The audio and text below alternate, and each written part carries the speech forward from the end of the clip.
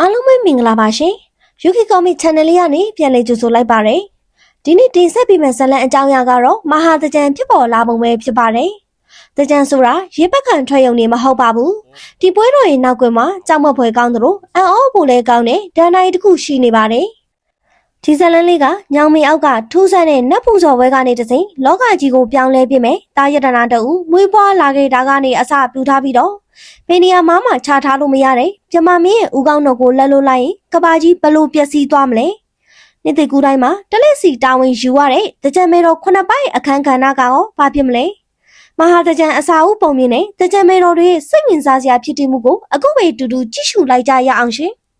ဇလန်လေးမစတင်မီထုံးစံအတိုင်း Yuki ရဲ့ channel လေးကို like and subscribe လေးနှိပ်ပေးထားကြဖို့မေတ္တာရပ်ခံပါရစေရှင်ရှိလွန်လီပြီးတော့အခါကစီးစိမ်ဥစ္စာအလွန်ပေါ်ကျွယ်သွားတယ်တတိကြီးတဦးရှိခဲ့ပါတယ်ဒီတတိကြီးကလူအများလိုချင်တက်မဲ့တဲ့ယတနာရွှေငွေအလုံးစုံကိုပိုင်ဆိုင်ထားသူတယောက်လည်းဖြစ်ပါတယ်တနေ့တွင်တတိကြီးဇနီးမောင်နှံတို့ဟာရွာထဲကိုလမ်းလျှောက်သွားစဉ်သူစီရင်အမှုသမားတယောက်အိမ်ရှိကနေဖျက်လျှောက်သွားမိပါတယ်အဲ့ဒီအမှုသမားကသူတို့ကိုမြင်တဲ့အခါမှာတော့ဟားတိုက်ရင်မောခဲ့တယ်အမှုသမားပြောလိုက်တာကတော့ဟာ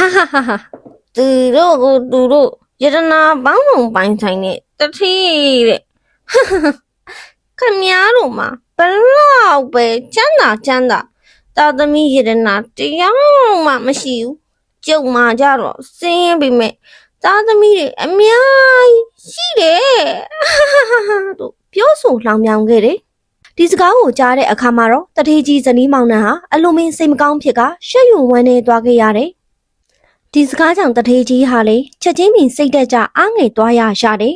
အကြောင်းမှာတော့သူတို့ဇနီးမောင်နှံဟာအတူပေါင်းသိနေထိုင်လာခဲ့သည်မှာကြာမြင့်လာပြီဖြစ်ပေမဲ့လေသူတို့မျိုးဆက်ကိုဆက်ခံမဲ့သားသမီးရရှိရန်စ조사ခဲ့ကြတော့လေယနေ့တိုင်သားသမီးယတနာမထွန်းကားခဲ့သောကြောင့်ပင်ဖြစ်ပါတယ်အဲ့ဒီနေ့ကစားပြီးတော့တတိကြီးဇနီးမောင်နှံဟာလေသားသမီးရရှိရဲ့အတွက်သာစိတ်ရောကိုယ်ပါနှိမ့်မြုပ်ထားခဲ့ကြတယ်သူတို့ဟာတားစုပန်ရန်အတွက်နတ်တင်ပူဇော်ပါတာခြင်းကို၃နှစ်တိုင်တိုင်အဆက်မပြတ်ပြုလုပ်ခဲ့ကြပါတော့လေမျှော်လင့်ထားတဲ့အတိုင်းသားသမီးယတနာမရရှိခဲ့ပါဘူးတနစ်တော်တကြံအခါသမယကိုရောက်ရှိလာတဲ့အခါမှာတော့တခြားသူများကဲ့သို့သားသမီးရလိုသောမျောလင်းချက်ဖြင့်တတိကြီးမိသားစုကလည်းအချွေအရန်အလုသမားများကိုခေါ်ဆောင်ကမြေကမ်းနားမှရှိသောညောင်မင်းကြီးတပင်းစီကိုတွားရောက်ခဲ့ကြတယ်။အဲ့ဒီညောင်မင်းမှာသားစုပန်ရန်အတွက်ရုပ်ကစိုးနှမင်းကြီးစီမှာနောက်တစ်ချိန်နတ်ပူဇော်ပွဲကိုပြုလုပ်ခဲ့ကြတယ်။ဒီပူဇော်ပွဲမှာစံစပါးတို့ကိုရေဖြစ်စေကြောတန်းစဉ်ကနွားနို့နဲ့ချက်ပြုတ်ပြီးတော့နှုတ်သမင်းပြုလုပ်ကအသီးနှံများစွာနဲ့အတူရုပ်ကစိုးနှမင်းကြီးကိုပူဇော်ပတာခဲ့ကြတယ်။ဒီလိုဆွဲလုံးလာကြောင့်ရုပ်ကစိုးနှမင်းကြီးဟာတတိကြီးအပေါ်တနာကယူနာသမီးကတတိကြီးရဲ့ဆူတောင်းကိုတစ်ချိန်မင်းဖြစ်ပါစေဖြည့်ဆည်းပေးခြင်းစိတ်ပေါ်ပေါက်လာခဲ့ပါတယ်။ဒါကြောင့်ရုပ်ကစိုးမင်းကြီးဟာတာဝရင်သာနတ်ပြည်ကိုပြန်တက်သွားပြီးတော့တရားမင်းထံမှာတတိကြီးမိသားစုအတွက်ဘုံငံကြီးမားတဲ့တာယတနာတအူပေးသနာရန်တောင်းဆိုခဲ့ပါတယ်။တရားမင်းကလည်းဂယုဏရှေထားပြီးတော့ဓမ္မပါဠအမည်ရှိတဲ့နှစ်သားတစ်ပါးကိုတတိကတော်ရဲ့ဝမ်းကြာတိုင်းတိုင်းပဋိတတိတရင်ဆေလို့ပေးခဲ့ပါတယ်မကြမီအတွင်းမှာပဲတတိကတော်ဟာကိုဝင်ရှိလာပြီးတော့ဓမ္မပါဠတတိသားလို့အမည်ရတဲ့တာယတနာလေးတစ်ပါးကိုဖွားမြင်ခဲ့ပါတယ်မိမိတို့တောင်းတခဲ့တဲ့အတိုင်းစူတောင်းပြေဝခဲ့တာကြောင့်တတိကြီးမိသားစုကလည်းအတိုင်းမသိဝမ်းသာပီတိဖြစ်ခဲ့ကြတာပေါ့အဲဒီနောက်ညောင်မင်းဆောင်နမင်းကြီးရဲ့ကျေးဇူးကိုဆက်တော်အားဖြင့်ညောင်မင်းကြီးအနာမှာနတ်စင်တစ်ခုကိုစောက်လုပ်လှူဒန်းခဲ့ကြပြီးတော့ကြီးကျယ်ခမ်းနားတဲ့ပွဲလန်းသဘင်စင်ရင်ကျေးမကဂုဏ်ပြုပေးခဲ့ကြတယ်တတိကြီးမိသားစုဟာဓမ္မပါဠတထေသားကိုအလုံးမင်းဂယုတစိုက်ကျွေးမွေးဆောက်ရှောက်ခဲ့ကြတယ်။သူနေထိုင်ရန်အတွက်ပင်တီးတန်ပြတ်တန်နန်းဆောင်တစ်ခုကိုဆောက်လုပ်ပေးကချမ်းချမ်းသာသာနေထိုင်စေခဲ့ပြီးတော့ပညာရေးနဲ့နေထိုင်စားသောက်မှုအလုံးစုံကိုလည်းအကောင်းဆုံးဖြစ်အောင်ပြင်ဆင်ပေးခဲ့ကြပါသေးတယ်။ဒီလိုနဲ့ဓမ္မပါဠတထေသားလေးအသက်9နှစ်အရွယ်ကိုရောက်ရှိလာတဲ့အခါမှာတော့အလုံးမင်းထက်မြက်ထူးကျွန်းနဲ့ကလေးငယ်တစ်ယောက်ဖြစ်လာခဲ့တယ်။သူဟာဘေးရင်သုံးပုံကိုအလွန်လင်းမြန်စွာတက်မြောက်ခဲ့ုံသားမကဘဲနဲ့ငါတို့ရဲ့ဘာသာစကားဖြစ်တဲ့မဂရဘာသာစကားကိုပါနားလည်ပြောဆိုနိုင်တဲ့ထူးခြားတဲ့စွမ်းရည်ရှိသူတစ်ယောက်ဖြစ်လာခဲ့ပါတယ်။အဲ့ဒီအခါမှာတော့ဓမ္မပါဠတထေသားရဲ့ထက်မြက်မှုဂုဏ်သတင်းဟာလေကမ္ဘာလောကကြီးကိုစောင့်ကြည့်နေတဲ့ကပိလမြမမင်းကြီးရဲ့နားလေးကိုရောက်ရှိသွားခဲ့တယ်။ကပိလမြမမင်းကြီးဟာဒီသတင်းကိုကြားချင်းပဲဓမ္မပါဠတထေသားရဲ့ဉာဏ်ပညာကိုစမ်းသပ်လို့စိတ်ပြင်းပြလာခဲ့တယ်။ဒါကြောင့်ကပိလမြမမင်းဟာလူပြည်ကိုဆင်းသက်လာပြီးတော့ဓမ္မပါဠတထေသားလေးဟာဗေဒိ၃ခုကိုမေးမြန်းခဲ့ပါတယ်။ပထမမေးခွန်းကတော့နနက်မိုးတောင်အချိန်မှာလူတို့ရဲ့ကြက်သေးကအဘယ်မှာရှိပါသနည်း ဒုတိယမိကုန်းကတော့နေ့လယ်မွန်းတဲ့အချိန်မှာလူတို့ရဲ့ကြက်တရီသည်အဘယ်မှာရှိပါသနည်း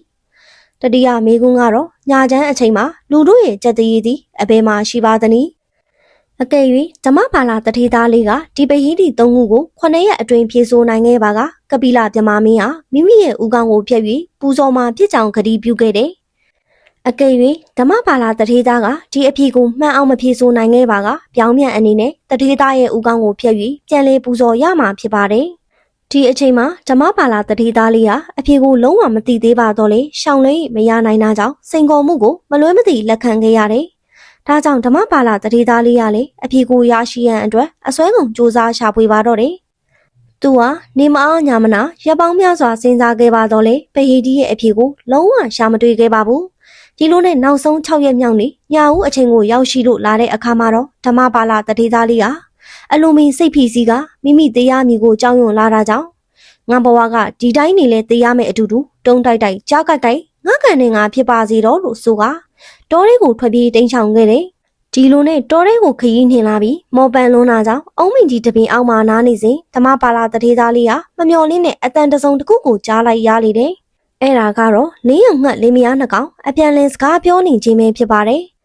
အဖိုးဖြစ်သူလင်းယုံငှက်ကရှင်မကြီးညနေပြန်ကြရင်ငါတို့အစာရှာဖို့အဝေးကြီးတွားစရာမလိုတော့ဘူးဘာလို့လဲဆိုတော့နက်ပြန်မှာကပိလမြမမင်းကဘေဟိတိမဖြေနိုင်တဲ့ဓမ္မပါလာတထေသားရဲ့ဦးခေါင်းကိုဖျက်တော်မှာလေအဲ့ဒီအခါကျရင်သူ့ရဲ့ကိုခန္ဓာဟာငါတို့အတွက်အရသာရှိတဲ့အစာဖြစ်လာတော့မှာပေါ့လို့ပြောဆိုခဲ့တယ်ဒီစကားကိုကြားလိုက်တဲ့အခါမှာတော့ဓမ္မပါလာတထေသားလေးဟာချက်ချင်းပင်ရင်ထဲထိတ်ခနဲဖြစ်ကအားငယ်သွားခဲ့ရတယ်သူ့ပေမဲ့လို့ဒီအချိန်မှာပဲလင်းယုံမကပြန်လည်မင်းမြန်းလိုက်တာကတော့ဒါဆိုရင်ရှင်ရဲ့ဓမ္မပါလာတထေသားဖြေရမယ်ဘေဟိတိ၃ခုရဲ့အဖြေကဘာလဲဆက်စုတဲ့လင်းယုံမကဒီလိုပြန်မေးလိုက်တယ်လင်းယုံမရဲ့မိကုန်းကိုကြားလိုက်တဲ့အခါမှာတော့လင်းယုံအဖိုးကလည်းမိမိရဲ့ဉာဏ်ပညာကိုချက်ချင်းပင်ထုတ်ပေါ်ကြွားလာလိုက်တယ်ဟာဒီအဖြေကလွယ်လွယ်လေးပါကွာနက်နက်မိုးတောက်အချိန်မှာလူတွေရဲ့ကြက်သေးဟာမျက်နှာမှာရှိတယ်ဒါကြောင့်လူတွေဟာနက်နက်နိုးလာတာနဲ့မျက်နှာတိကျတာပေါ့အဲ့ဒီနောက်ဆက်လက်ပြီးတော့လင်းယုံငှက်ကပြောလိတယ်နေ့လယ်မွန်းတဲ့အချိန်မှာတော့ကြက်သေးဟာရင်ဘက်မှာရှိတယ်ဒါကြောင့်လူတွေဟာအမွေနှံ့သာရည်တွေကိုရင်ဘက်မှာပပြန်းကြတာပေါ့ညချမ်းအချိန်မှာတော့လူတွေရဲ့ကြက်သေးဟာခြေထောက်မှာရှိတယ်ဒါကြောင့်အိမ်ရမဝင်ခင်မှာလူတွေဟာခြေထောက်ကိုအမြဲတမ်းစေကြောကြတာပေါ့လို့ရှင်းပြခဲ့တယ်ဒီအဖြေအားလုံးကိုကြားလိုက်ရတဲ့အခါမှာတော့ဓမ္မပါလာတထေသားလေးရဲ့မျောလင်းချက်အလင်းရောင်ပြန်လည်ရရှိခဲ့တယ်ဒါကြောင့်သူဟာမနက်ဖြန်မှာဒီအဖြေကိုဖြေဆိုနိုင်ရန်အတွက်မိမိရဲ့ပြဿနာနှမ်းဆောင်ကိုအမြန်ဆုံးပြန်ကပြင်ဆင်ပါလေတော့တယ်နောက်တနေ့ရောက်တဲ့အခါမှာတော့ကပိလမြမမင်းကလည်းဂတိပေးထားတဲ့အတိုင်းဓမ္မပါလာတထေသားထံမှာအဖြေကိုရယူရန်နက်ဖြီကနေဆင်းသက်လာခဲ့ပါတယ်ဓမ္မပါလာတထေသားကလည်းလင်းယုံငှက်ထံမှာရရှိခဲ့တဲ့အဖြေကိုပြန်လည်ဖြေကြားခဲ့ရမှာအားလုံးမှန်ကန်နေခဲ့ပါတယ်ဒါကြောင့်ကပိလမြမမင်းကလည်းမိမိရဲ့ရှုံးနိမ့်မှုကိုဝန်ခံကဂတိအတိုင်းပဲမိမိရဲ့ဦးခေါင်းကိုဖျက်ရန်သဘောတူခဲ့ပါတယ်ကပိလမြမမင်းဟာဒီအရေးကိစ္စမှာကူညီရန်အတွက်မိမိရဲ့သမီးတော်9ပါးကိုခေါ်ယူခဲ့တယ်အကြောင်းမှာတော့ကပိလမြမမင်းရဲ့ဦးခေါင်းဟာတာမန်ဦးခေါင်းမဟုတ်တာကြောင့်ဖြစ်တယ်အကယ်၍ဒီဦးခေါင်းဟာမြေပြင်ပေါ်ကိုကျရောက်သွားပါကတကဘာလုံးကိုလောင်ကျွမ်းစေမယ်မီလီယံများဖြစ်ပေါ်လာကလူတရဝါအားလုံးကိုမီးလောင်ပျက်စီးသွားပါလိမ့်မယ်အကယ်၍ကောင်းကင်ရံကိုပြစ်တင်လိုက်ပါကလည်းမိုးခေါင်ရေရှားကကဘာကြီးဟာသဲခန္ဓာရဖြစ်သွားပါလိမ့်မယ်အကယ်၍သမုဒ္ဒရာတဲကိုပြစ်ချလိုက်ပါကလည်းရေဆက်တိုင်းဟာခန်းချောက်သွားပြီးတော့တရဝါများဒုက္ခရောက်ကြပေးလိမ့်မယ်ဒါကြောင့်သမီးတော်9ပါးဟာကပိလမြမမင်းကြီးရဲ့ဦးခေါင်းတော်မြေပြင်သို့မကြားရောက်မီအသင့်ဆောင်ကြိုခံယူရန်အတွက်ရွှေဖလားကိုပြင်ဆင်ခဲ့ကြရတယ်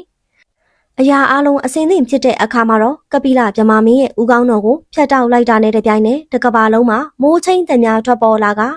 ကြောက်မဖွယ်တုံလုံးချောင်ချားမှုများဖြစ်ပေါ်လာခဲ့တယ်။အဲ့ဒီအချိန်မှာပဲသမီးတော်အကြီးဆုံးဖြစ်တဲ့နန်းထုံတရီဝီဟာရွှေဖလားကိုကင်ဆောင်ပြီးတော့ဖခင်ဖြစ်သူရဲ့ဦးခေါင်းတော်ကိုအမြန်ဆုံးအသင့်ခံယူလိုက်လေတယ်။အဲ့ဒီနောက်ဦးခေါင်းတော်တင်ထားတဲ့ရွှေဖလားကိုကင်ဆောင်ပြီးတော့မြင့်မိုးတောင်ကိုမိနစ်60ကြာလှည့်လည်ပူဇော်ခဲ့တယ်။အဲ့ဒီနောက်မှာတော့ကေလာတတောင်ရှိဂန္ဓာလီလှိုင်ကူအတွင်းမှာစနစ်တကျထိမ့်သိမ်းထားရှိခဲ့ပါတယ်။နတ်တို့ရဲ့ဘိသုကာဆရာဖြစ်တဲ့ဝိသကြုံနတ်သားကတော့ပြမဦးခေါင်းတော်ထားရှိရာနေရာကိုယတနာ9ပါးနဲ့စီချဲထားတဲ့နန်းဆောင်ဆောက်လုပ်ပေးခဲ့ပြီးတော့နတ်ပြမအပေါင်းတို့စုဝေးရာနေရာဖြစ်လာခဲ့တယ်။နတ်ပြမအပေါင်းတို့ဟာထိုနန်းဆောင်တွေကိုစုဝေးရောက်ရှိလာကြပြီးတော့စာဖူးပန်းတွေတို့ကိုနတ်အိမ်အတွင်းမှာ9ကြိမ်တိုင်တိုင်စေကြောတန်းစင်ပြီးတော့ နှစ်ဩစာများကိုပြုလုပ်ကဝေငှစားသုံးလျက်ပျော်ပွဲရှင်ပွဲများပြုလုပ်ခဲ့ကြတယ်။အဲ့ဒီအချိန်ကစပြီးတော့နှစ်စဉ်မဟာသကြံအခါသမယကိုရောက်ရှိလာတဲ့အခါတိုင်းကပိလမြမမင်းကြီးရဲ့သမီးတော်9ပါးဟာတဦးကိုတစ်နှစ်စီအလက်ကျဆင်းသက်လာကြရတယ်။ဒီလိုနဲ့ဗုဒ္ဓဟူးသမီးဖြစ်တဲ့မန္တာဒေဝီကတော့မြင်းကိုစီကကြွချီလာတယ်လို့ဆိုပါတယ်။အင်္ဂါသမီးဖြစ်တဲ့ရောယနာဒေဝီကတော့ဝက်ကိုစီးနေပြီးကြွလာတယ်လို့ဆိုပါတယ်။တနင်္လာသမီးမောဟနီဒေဝီကတော့ကြားကိုစီးနှင်းပြီးတော့လှံကိုကိုင်းဆောင်လျက်ကြွလာတယ်လို့လည်းဆိုကြပါတယ်။ဒီလိုနဲ့နှစ်စဉ်သကြံအခါသမယကိုရောက်ရှိလာတိုင်းသမီးတော်9ပါးဟာမတူညီတဲ့တိရစ္ဆာန်မျိုးစုံကိုစီးကသူတို့ဖခင်ဖြစ်သူမြမမင်းကြီးရဲ့ဦးခေါင်းတော်ကိုကိုင်းကမြင့်မိုတောင်ကိုပတ်လျက်မိနစ်60ကြာလှည့်လည်အပူစော်ခံပြီးနောက်မူလနေရာကိုပြန်လည်ပို့ဆောင်ထိန်းသိမ်းကြတယ်လို့ဆိုပါတယ်။ဒီလိုနဲ့ကမ္ဘာလောကကြီးအေဂျင့်သားရပြီးတော့ဘီးရနေရဲ့ကင်းဝေးစီရန်အတွက်နှစ်စဉ်မပြတ်ဒီထုံးတဲ့အစဉ်လာတိုင်းဆောင်ရွက်ခဲ့ကြရမှာသကြံပွဲတော်ပေါ်ပေါက်လာခဲ့ခြင်းပဲဖြစ်ပါတယ်။ဒီဇလန်းအရာသကြံကာလမှာကျမတို့တည်ထားတဲ့အချက်3ချက်လေးရှိပါသေးတယ်။နံပါတ်1ဦးခေါင်းစီခြင်းသမီးတော်တွေကဖခင်ရဲ့ဦးခေါင်းကိုစေကျော်တန့်စင်တာကိုအတူယူပြီးတော့ကျမတို့ကတကြံမှာလူကြီးသူမတွေကိုခေါင်းစည်းမင်္ဂလာပြုလုပ်ပေးတာတွေဖြစ်ပေါ်လာတာပဲဖြစ်ပါတယ်။နံပါတ်2အချင်းချင်းရေပက်ခြင်း